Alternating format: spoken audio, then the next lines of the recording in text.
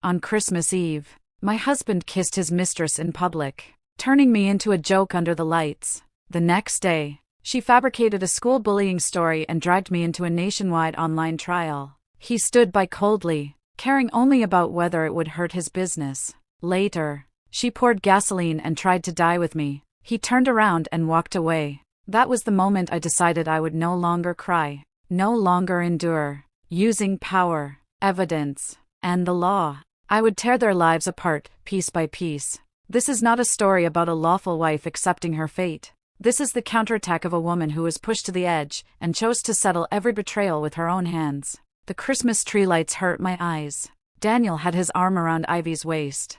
Standing at the center of the party, everyone surrounded them, laughing. Ivy was wearing a red dress, looking like the true hostess of the night, despite the fact that I was the one who had been married to Daniel for 3 years. Welcome back to the country, Ivy. Someone raised a glass and shouted.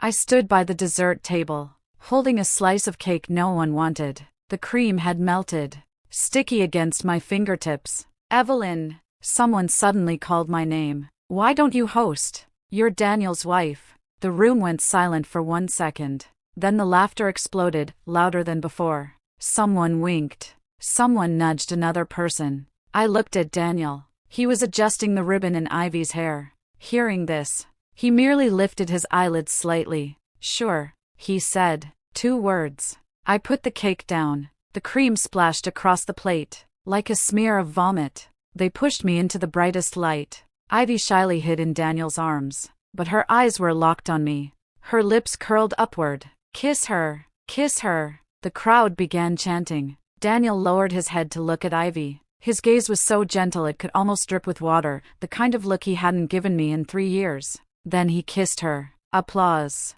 Whistles. The sharp clicks of phone cameras. Standing under the lights, I felt like a clown nailed to the center of the stage. But I smiled. I picked up the microphone, my voice calm, like I was reading the weather forecast. Welcome back, Ivy. I hope you all enjoy yourselves. In my head, I finished the sentence. I hope you're locked together forever. I hope you rot together. From tonight on, Daniel, you are already dead to me. That kiss lasted a long time. Long enough for everyone to finish filming, posting to social media, and whispering, "The wife is so pitiful." Long enough for Ivy's hand to slide from Daniel's waist to the back of his neck, like a victor stamping her seal. Long enough for me to count all 32 crystal pendants hanging from the ceiling. When Daniel finally pulled away, the first person he looked at was me. What was he waiting for? For me to cry? To slap him? To make a scene like a hysterical woman? Sorry to disappoint. I turned and went to get my coat. My hands were steady as I fastened each button. My phone vibrated. An unknown number. A photo. Daniel, half naked on a hotel bed. The blanket pulled down to his waist. Caption, he looks so cute when he's asleep. I win, sis. I turned off the screen. As I passed Daniel, he grabbed my wrist. Evelyn, it was just for fun, let go, I said. He froze. He clearly hadn't expected that tone. I pulled my hand free and walked toward the door without looking back. No one followed me. The cold wind of Christmas Eve cut across my face like a blade. I stood by the roadside waiting for a car, white breath puffing into the darkness. Out of the corner of my eye, I noticed a man standing by the floor-to-ceiling window of the party venue, watching me. Black coat, tall, holding a drink he hadn't touched. Lucas, one of Daniel's business rivals. I remembered him. Was he watching a show? No. I would later find out that what he was doing that night was confirming one thing, whether I was still trapped in the swamp called marriage, too unwilling to climb out. I sat in the living room until dawn. My phone lay face down on the coffee table, but the image burned in my mind like a branding iron. At 5 in the morning, Daniel came home, keys turning, shoes being changed. He was humming a song Ivy had been obsessed with lately. You're still up? He looked surprised. Don't tell me you were waiting for me. Where did you go? I took Ivy home. She drank too much. I couldn't just leave her alone. Took her home until 5 in the morning? He frowned. Evelyn, can you stop being so sensitive? She's just an old friend. An old friend. Old friends send half-naked photos to their friend's wife? I stood up. I'm not going to the golf game tomorrow. You have to. His tone turned cold. Mr. Juan likes the image of a harmonious couple. You've been off lately, people are already asking if we're having marital problems. I stared at him. Suddenly, this face felt completely unfamiliar. The man I had loved for 5 years. Married for 3, when did he become this? Fine, I said. I'll go. Back in the bedroom, I opened my laptop and created a new folder. I named it Evidence. I dragged the photo into it, saved all the videos from tonight's party, the cheering, the chanting, listed every coincidental appearance Ivy had made in our lives over the past 3 years. Daniel, did you really think I'd cry all night like before? Then forgive you after a few sweet words? No. From today on, every tear I shed will become a blade, one I'll stab straight back into you. The golf course was an aggressive shade of green. Ivy walked over with her arm looped through Daniel's, dressed in a white athletic skirt, young, bright, like a magazine cover. Evelyn, she smiled sweetly. I brought you coffee. She handed me a paper cup. The lid wasn't secured properly. Brown liquid seeped out and soaked my fingers. Oh my God. I'm so sorry, she exclaimed. I'm so clumsy, it's fine. Daniel took the cup from her and casually set it on a nearby bench. Evelyn doesn't drink this brand anyway. Too bitter for her. He was smoothing things over for Ivy, by belittling my taste. True. A male voice cut in. Cheap beans like this, dogs wouldn't touch them. Lucas had appeared beside us without warning. He picked up the coffee cup, flicked his wrist, and dumped the entire thing into the trash. The motion was smooth, like he was disposing of something filthy. Ivy's face stiffened. Daniel frowned. Lucas. You, Mr. Wine is here, Lucas said flatly, not even looking at him. His gaze shifted to me. Evelyn, I hear you're good at golf? Before I could answer, Ivy jumped in. Yes, Evelyn is amazing. Why don't we have a match? Her eyes sparkled, full of naked anticipation. Daniel laughed. Don't be ridiculous. Evelyn barely plays. How could she compete with you? Barely plays. Because he never taught me. Every time we came to the course, he'd leave me in the lounge to chat with the other wives. Sure, I said. What are we playing? Silence fell. Daniel stared at me like I'd lost my mind. Ivy's smile widened. Par 3 hole. Whoever sinks it first? Deal. I picked up the club. The grip felt unfamiliar, but that didn't matter. First swing. A miss. Ivy giggled. Second swing. The ball flew out, landing about 30 meters from the hole. Not bad. Evelyn, Ivy said sweetly, then swung with perfect form. Her ball traced a beautiful arc and landed right beside the cup. She looked at me, open provocation. I walked to my ball and closed my eyes. I remembered my college PE instructor yelling, use your wrists, rotate your hips. When all you see is the hole, the ball will go in by itself. I opened my eyes. Swung. The ball rolled across the green. A soft click. It dropped. Dead silence. Then applause. Lucas was clapping. Slowly. Once. Twice. Beautiful, he said. I looked at Daniel. His face was dark, as if he'd just been slapped in public. Does it feel good? This was only the first round. On the way back to the lounge, Daniel grabbed my arm. When did you learn that? He hissed, eyes sharp. Does it matter? You embarrassed me. Embarrassed? I laughed softly. What's embarrassing is that you only found out your wife can play golf by watching her beat your mistress in public. He froze. He'd never seen me like this. Ivy leaned in, her voice low so only the three of us could hear. Evelyn, she whispered.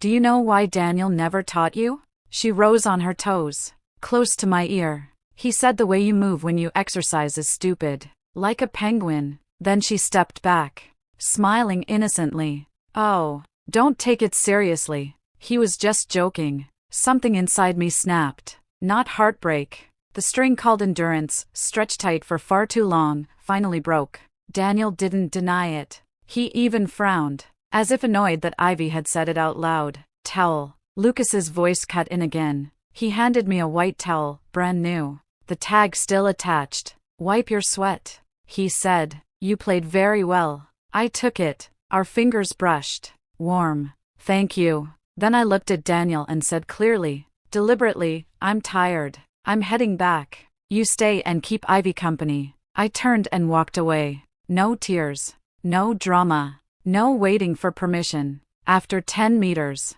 I glanced back. Lucas was still standing there, watching me. His eyes were deep, like he was confirming something. Later, he told me that was the moment he decided, I'm taking her away. Taking her from a man who never deserved her in the first place. Back home, I opened my suitcase. Before I could start packing, my phone buzzed, a social media alert. Ivy had posted 9 photos. The party kiss, the golf course side by side, the two of them sharing a drink. Caption, thank you for always being there when I needed you. 7 years. Turns out someone really will wait for you. 7 years. Daniel and I had been married 3. Dated for 2 before that, which meant she had existed in our very first year together. I stormed into the study and yanked open the locked drawer, the one Daniel claimed held important documents. I tried my birthday 3 times. Wrong. I paused, then entered Ivy's birthday. Click. It opened. The first thing that fell out was a photo frame. Daniel and Ivy at Disneyland, wearing matching headbands, smiling like college kids. Timestamp, 5 years ago. 1 month after Daniel and I officially became a couple. Underneath was a stack of plane tickets. New York, Shanghai. At least 3 trips every year. Then a card. Handwritten. To my little Ivy who loves strawberry cake the most. Happy birthday. Forever yours, Daniel. Strawberry cake. 3 years ago. On my birthday, I said I wanted strawberry cake. Daniel said, that's too sweet. Not suitable for you. We got chocolate instead. So it wasn't that it didn't suit me. It was that someone else had exclusivity. The door flew open. Daniel rushed in, saw what I was holding, and his face drained of color. Evelyn. Let me explain. Explain what? I raised the photo. Explain how you tell me I love you while writing forever yours to her? That's all in the past. He grabbed my shoulders. She's just a friend now. I need her family's connections, so for 7 years. You've been using her? It's complicated. And me? I asked quietly. What were you using me for? He choked. I shoved him aside, opened the closet, and started throwing clothes into the suitcase. What are you doing? Breaking up. I don't agree. You don't get a vote. I zipped the suitcase shut. Daniel, from today on, we're done. JFK Airport was freezing, like a walk-in freezer. My Aunt Stretch Lincoln was waiting outside the terminal. The old butler in a black suit bowed deeply. Welcome home, miss. Inside the car, my aunt handed me a tablet. Read the news first. The business headlines screamed, LS Group's sole heir, Evelyn Lynn, officially returns to the family enterprise. The photo was from my college years. Caption below in smaller print, youngest honorary graduate in Harvard Business School history. The comments section had already exploded. Wait, wasn't she Daniel's invisible wife? LS Group? That LS? So she spent 3 years undercover or what? I scrolled. On the social feed, Ivy had posted a selfie 30 minutes ago. Caption, small moments of happiness.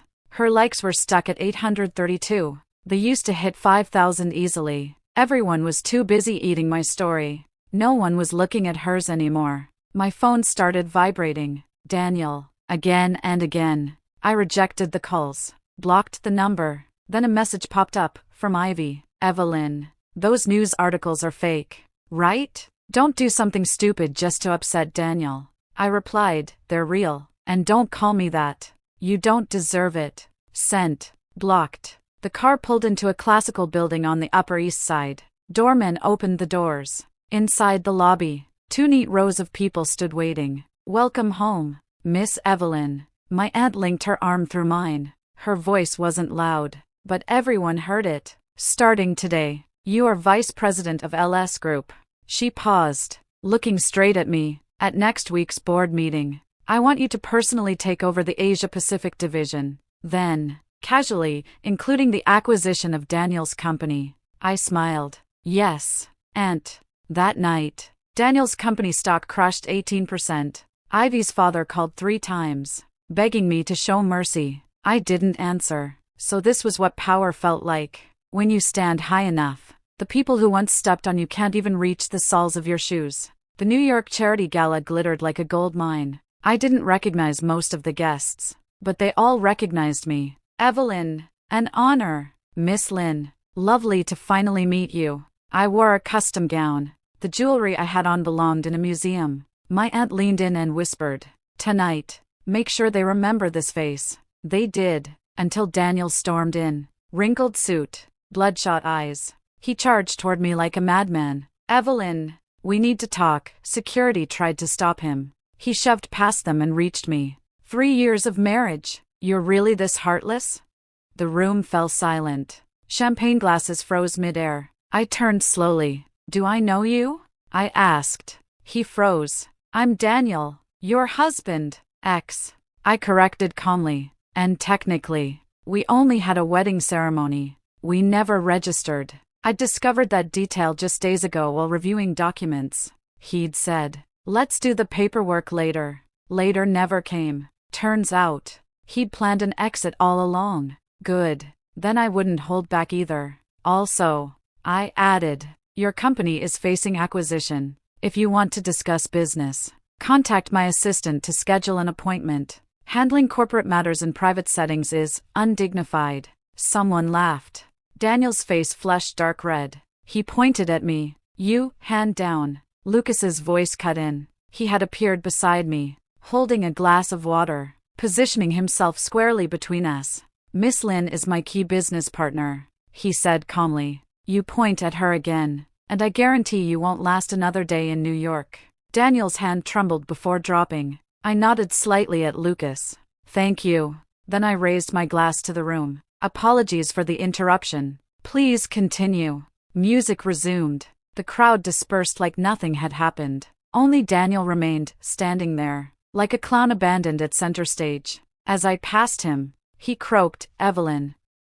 I really loved you. Loved? I stopped, not turning around. Your version of love was letting me stand there for 3 years while you crowned your mistress queen? Evelyn, save it. I walked away. Your love, I said over my shoulder, isn't worth a single tear of mine. 3 months after returning to New York, my life was finally stabilizing. At 7 a.m., I was reviewing reports over coffee when my phone exploded with notifications. My assistant Lily called. Panicked. Evelyn, check the trending topics. I opened them. Number 1, LS Group heir accused of school bullying. Number 2, Evelyn Lynn forced classmate to drop out. Number 3, can money buy anything? Attached were blurry old photos, a girl crouched in a corner, her face blurred. The caption read, Evelyn Lynn allegedly bullied transfer student Ivy in high school for years, causing depression and academic withdrawal. The comments were feral.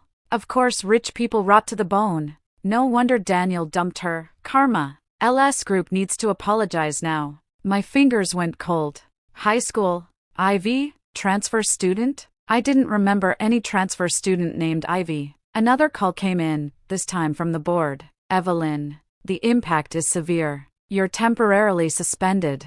Suspended? Pending investigation. That's the group's bottom line. The call ended. 10 minutes later. A text from Daniel, new number. I never thought you were this kind of person. Ivy suffered a lot because of you. Please publicly apologize to her. I stared at the screen. Then I laughed. Hard enough for tears to spill. So this was it. They couldn't defeat my family. So they attacked my reputation. They couldn't destroy my present. So they fabricated my past. Ivy, you really haven't changed at all. The doorbell rang. On the monitor, I saw Lucas standing outside, holding a brown paper envelope. I opened the door. First thing he said, her, or you. I blinked. The whole world believes her. I said. I asked about me. He replied calmly. I believe you. So, what do we need to fight back? I handed him my phone. The screen filled with hatred. Evidence. I said. Proof I'm innocent. He opened the envelope and pulled out documents. First page, my complete high school attendance records, 3 years. Second, class photos and official rosters. He pointed to a name. Look. My pupils shrank. Understand now? Lucas's voice was cold. She's been lying from the very beginning. The documents Lucas brought were devastatingly clear. My private high school had never admitted a transfer student named Ivy. Class rosters, dorm assignments, tuition records. Her name appeared nowhere. The so-called bullying photo had been digitally analyzed. The original image came from an anti-bullying campaign poster overseas. Fabricated. All lies. I said quietly. But public opinion already believes her. I added. Then we flip public opinion. Lucas replied. opening his laptop. I've already contacted your former teachers and classmates. They're willing to testify. Why help me? I asked. He looked up. His gaze was steady. Because I can't stand seeing good people framed. Then, softer, and because I can't stand seeing you cry. I turned my face away. 8 a.m. LS Group's official account released its first video. My senior year homeroom teacher, Mr. Lee, hair gray now, looked straight into the camera. Evelyn was the kindest student I ever taught. For 3 consecutive years, she served as the student aid coordinator and personally helped 11 classmates from low-income families. The bullying accusations are completely false. Comments flooded in, she was paid. Rich people can buy testimonies. 9 a.m. Second video. Amy, my former desk mate, now a well-known attorney. I shared a dorm room with Evelyn for 3 years. She never bullied anyone. In fact, she was often isolated because she was Chinese and spoke English with an accent. The comments section hesitated.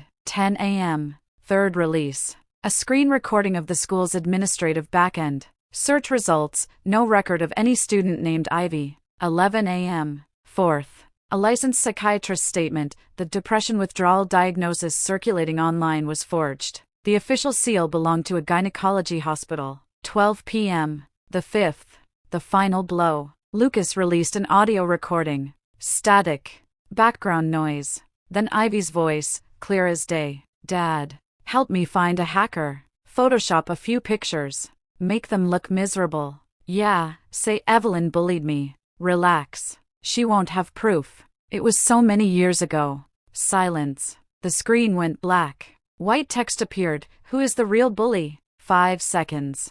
Then the internet exploded. Ivy fabricated evidence. Shocking reversal. Apologized to Evelyn Lynn. My phone lit up. Media requests flooding in. The board emailed, Evelyn, your position is immediately reinstated. LS Group will pursue legal action against all defamers.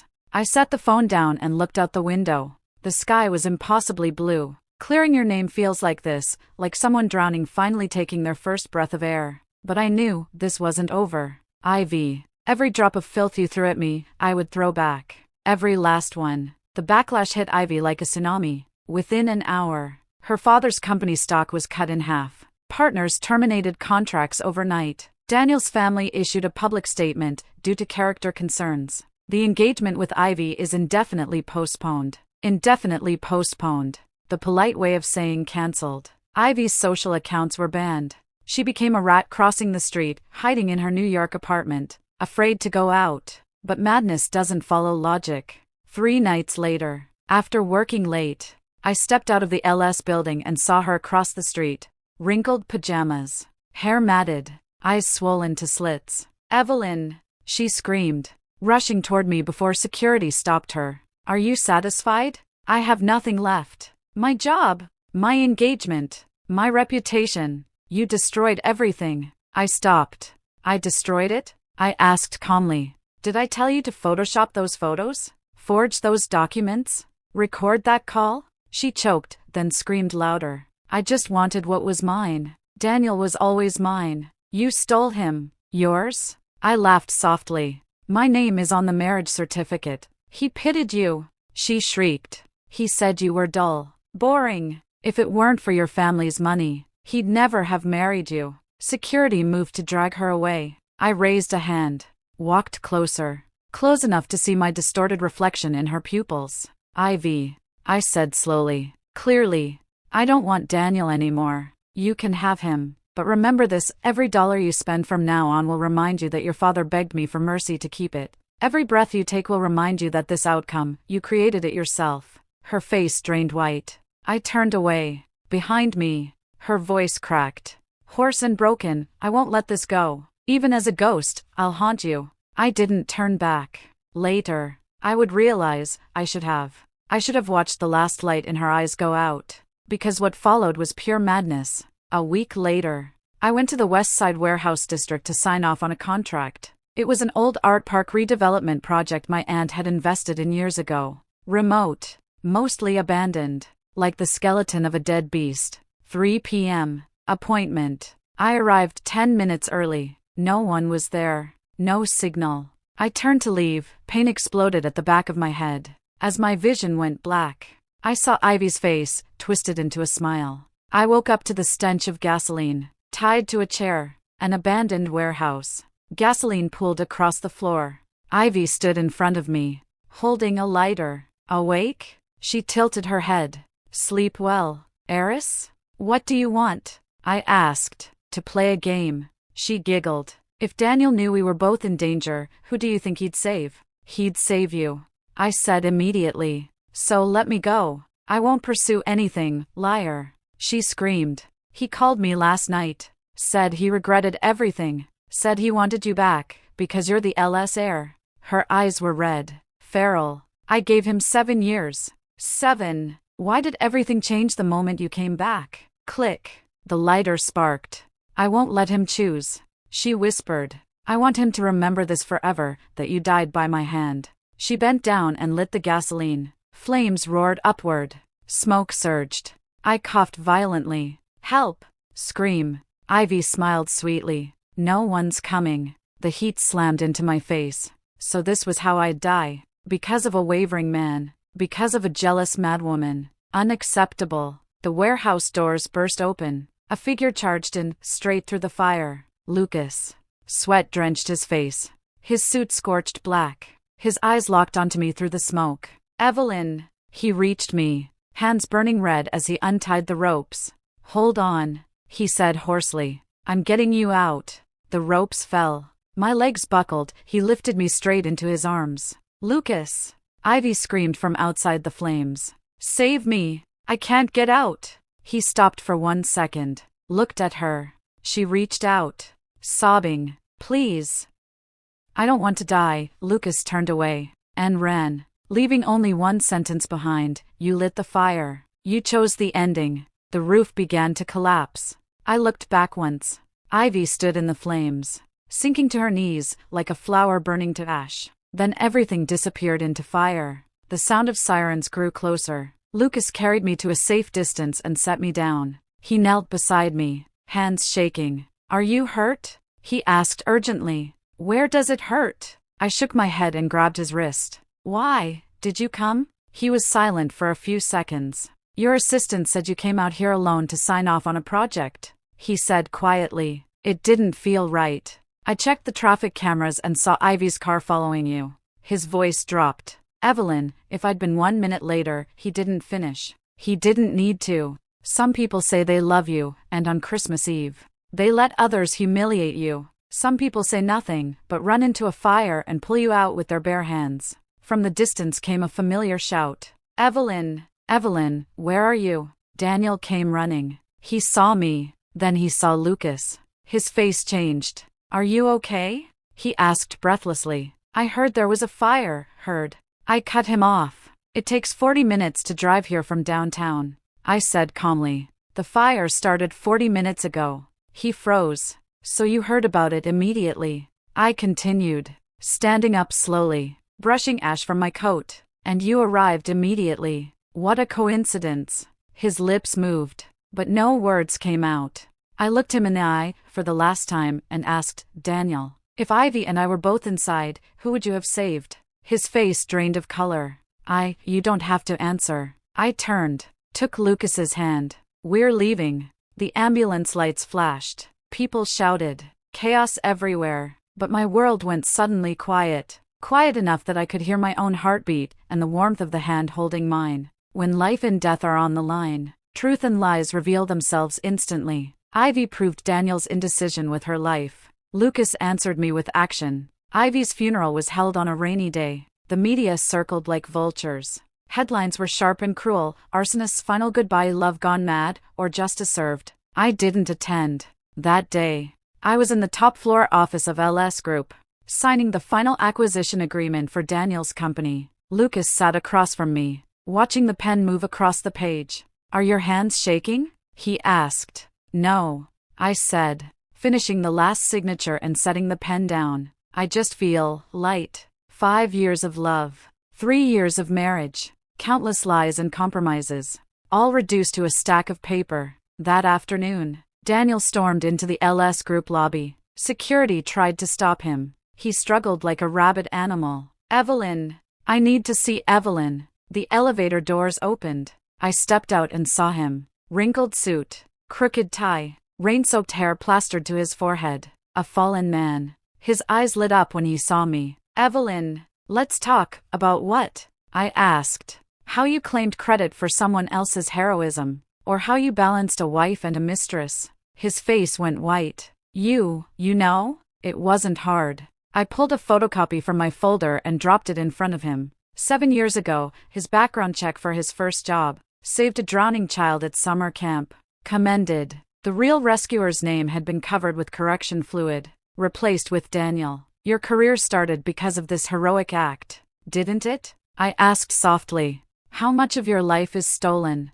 His lips trembled. And one more thing, I added calmly. The asset certificates you submitted to the bank, 3 properties were forged. The loans you obtained, $12 million total, constitute financial fraud. His knees buckled. Evelyn, for old times' sake, old times? I smiled faintly. Daniel, did we ever really have any? He grabbed my wrist desperately. I loved you. I really did. Your love, I said, pulling free, was using me as a free assistant while planning a future with Ivy. Your love was calling your lawyer after the fire, before asking if I was alive. He froze. I leaned in, voice low enough for only him to hear. Do you know why I waited until now to expose your stolen hero story? He stared at me blankly. Because I wanted you to lose everything slowly, I said, smiling. First Ivy, then your career, reputation, and status. And only at the end, to realize that even the goodness you believed you had, was stolen. You never truly owned anything. You are a thief. His body collapsed to the floor. Security dragged him away while he kept muttering. No, that's not true. I turned toward the elevator. The glass reflected my face, calm, empty. Revenge, at the end, isn't triumph. It's silence. But that was enough. I didn't need joy. I just needed him to hurt every day of the rest of his life. Daniel's case went to trial shortly after my return from Switzerland. Financial fraud, forgery, commercial deception, 7 charges. The evidence was airtight. The courtroom was packed. Media cameras filled the gallery. I sat in the front row, as the key witness. Daniel was brought in by court officers. Orange prison uniform, noticeably thinner, sunken eyes. He looked 20 years older. When he saw me, something flickered in his eyes, then died. The proceedings were tedious. Documents presented one by one. Lawyers crossed swords. But everyone already knew the ending. When it came time for final statements, Daniel requested to speak. The judge allowed it. He turned to face me. Evelyn, he said hoarsely. I know nothing I say can change anything, but I still want to say. I'm sorry. The courtroom fell silent. I stole someone else's life. I lied to you. I destroyed my own future. Tears slid down his face. But I truly, once, wanted to love you properly. I was just too greedy. I wanted money, status, admiration. I chose the wrong path, and there's no way back. He took a deep breath. So I won't appeal. I accept all punishment. He looked at me, almost pleading. I ask only one thing. Please don't forget me. Even if it's as the person you hate the most, don't let me disappear completely from your memory. The judge tapped the gavel. Defendant, limit your remarks to the case. Daniel gave a hollow smile and turned away. I stood. Your Honor, I request to speak. The judge nodded. I walked to the witness stand, facing the court, not Daniel. The defendant just said, "Don't forget me," I said evenly. I'd like to respond. The room held its breath. Daniel, I will forget you. His body jolted. Not through hatred, not through forgiveness, but through indifference. Like forgetting a bad movie, an old, worn-out coat, a road taken in error. What you did to me once felt like knives in my body, but the knives have been pulled out. The wounds have healed. There won't even be scars. Because you are not worth them. I turned then, meeting his eyes for the final time. Your love was fake. Your goodness was stolen. Your life was counterfeit. And you will spend the rest of it in prison, tasting that truth again and again. This is my final judgment. I bowed slightly to the judge and returned to my seat. The courtroom was dead silent. Then the gavel fell. Multiple convictions combined. Sentence, 28 years in prison. Handcuffs clicked shut. As Daniel was led away, he kept looking back at me, eyes like a dying animal. I did not look away, not once, until he disappeared through the side door. From that moment on, he no longer existed in my world. 1 month after the verdict, New York saw its first snowfall. I stood before the floor-to-ceiling windows at LS Group headquarters, watching snow drift past neon lights. Lucas came in, carrying 2 cups. Hot cocoa, he said, handing me one. No sugar, lots of marshmallows. Thank you. We stood side by side in silence. Evelyn, he said suddenly. Yes, I like you. My fingers tightened around the cup. Not because you saved me once, he continued. Not because you're the LS heir. Not because your revenge was flawless. He turned to me, eyes steady, like he was closing a deal. I like the way you frown at financial reports. The way you press your lips when you swing a golf club. The way you stand straight when you're slandered. I like the way you climbed out of the mud, washed yourself clean, and became an even better version of you. I like you, simply because you are you. Snow fell silently outside. I might not be able to love, I said softly. I know. I'm slow, guarded. I might step back when you come closer. I'll wait. I'm busy. I don't have time for dates. I can move my office next to yours. I need a very long time to trust someone. He smiled. I don't need you to trust me now. I just need you to allow me to stand beside you. And I'll spend 10 years, 20 years, a lifetime, proving it. I looked down at the marshmallows melting in the cocoa. Once, I thought love was dramatic oaths, sacrifice. I'll die without you. Then love became bitter coffee, cold breakfasts, and someone who never came back. But now, someone handed me hot cocoa and said, no rush. I'll wait. I looked up. Okay. His eyes lit up. Okay means? Okay. You may stand beside me. I stepped closer. But remember, if you ever lie to me, I will destroy you with my own hands. He didn't flinch. He laughed. Deal. Then he held out his hand, not touching me, just open. May I hold your hand now, Miss Evelyn? I looked at it. Strong. Warm. Many hands had reached for me before, for money, power, obedience. This was the first one that reached out for no reason other than to be held. I placed my hand in his. He closed his fingers gently. Warm. Warm enough to make me believe this winter might not be so cold. 3 years after our wedding, on an ordinary Tuesday afternoon, I was building Lego with my daughter. She was 2, curly hair, Lucas's eyes, my smile. My phone buzzed. A news alert, convicted financial fraudster Daniel dies by suicide in prison, aged 35. My fingers paused for 1 second. Then I kept helping my daughter find the red block. Mommy, this one, she said proudly. Yes, sweetheart. Good job. Lucas came out of the study with a bottle. He glanced at my phone. Do you want to read it? He asked gently. I shook my head. No. He knelt beside us and took my hand. It's okay, I said. Really? I just remembered a girl from many years ago, standing on a street corner on Christmas Eve, hands frozen red, still believing her husband would chase after her. She was foolish, and very far away. Mama! My daughter jumped into my arms. I finished. She had built a crooked little house with 3 figures inside. This is Daddy. This is Mommy. This is me. Lucas smiled. And the house? Our home, she declared. A home where we're together forever. Forever. Once. That word was heavy, paid for with tears. Dignity. Half a life. Now I know, true forever is light like spring blossoms. Ordinary like hot cocoa. Simple like an afternoon in a family of 3. It doesn't require begging. It arrives quietly when you stand up, move forward, and never look back. Sunset spilled gold across the living room. My daughter hummed off-key. Lucas cooked dinner. The smell of steak filled the air. I deleted the news alert. Then I took a photo of the Lego house and posted it online. An ordinary day. Ordinary happiness. Likes poured in. Blessings followed.